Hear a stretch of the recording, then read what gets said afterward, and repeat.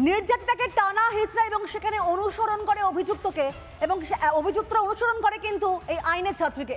আর একের পর এক যেভাবে প্রমাণগুলো সামনে আসছে তাতে কিন্তু আরো জোরালো হচ্ছে পুরো বিষয়টি, এবং তদন্তকারী আধিকারিকদের সামনে ব্যাপারটা একেবারে পরিষ্কার হয়ে যাচ্ছে। দেখুন,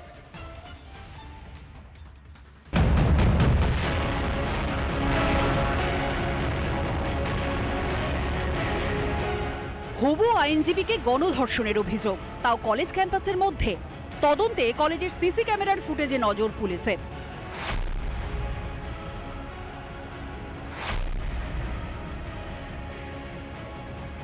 কলেজের মধ্যেই ছাত্রীর ওপর নারকীয় অত্যাচার, শাসক শিবিরের ছাত্রনেতা সহ বেশ কয়েকজন পুলিশের জালে।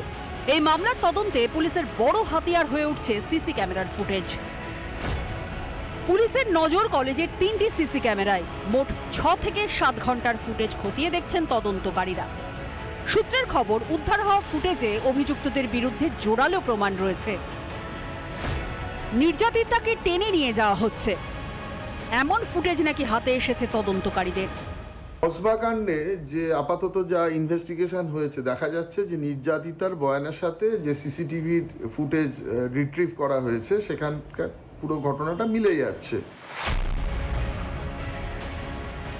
একদম যে মেন গেটের ওপরে যে সিসিটিভি ক্যামেরাটি দেখা যাচ্ছে, এই ক্যামেরাটির ফুটেজ কিন্তু অত্যন্ত গুরুত্বপূর্ণ তদন্তের ক্ষেত্রে, এমনটাই কিন্তু মনে করছেন তদন্তকারী আধিকারিকরা।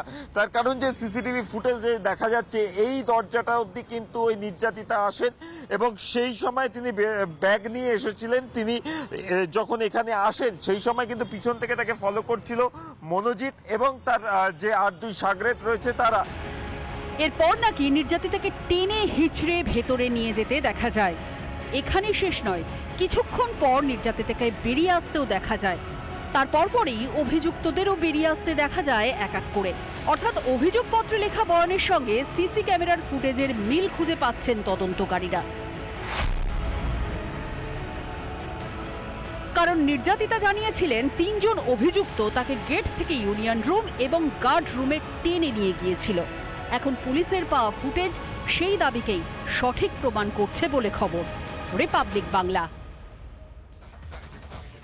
নানা ধরনের কন্টেন্ট দেখার জন্য লাইক করুন, শেয়ার করুন আমাদের ফেসবুক পেজ, সাবস্ক্রাইব করুন আমাদের ইউটিউব চ্যানেল। পাশাপাশি অন্যান্য ব্রেকিং নিউজের জন্য অবশ্যই চোখ রাখুন রিপাবলিক বাংলায়।